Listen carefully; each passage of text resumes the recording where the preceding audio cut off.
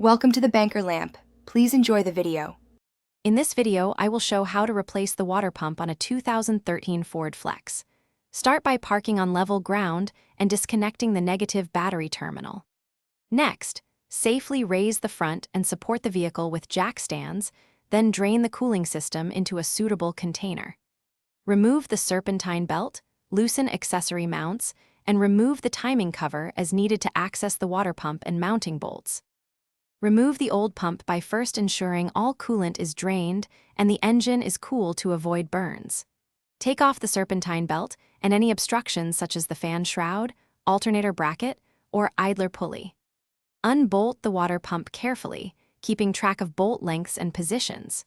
Inspect the gasket surface and clean it with a non-abrasive scraper, removing all residue to ensure a proper seal for the replacement pump.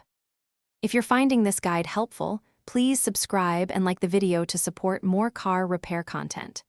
Quick recommendation: the Echo Dot smart speaker is perfect for setting timers, streaming how-to audio, and keeping your hands free when working under the hood.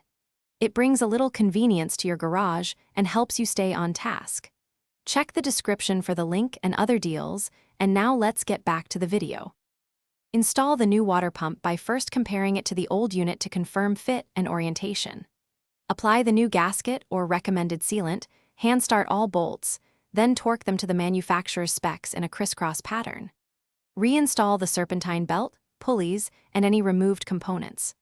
Refill the cooling system with the correct coolant mixture, run the engine to operating temperature, and bleed air from the system until the heater flows consistently.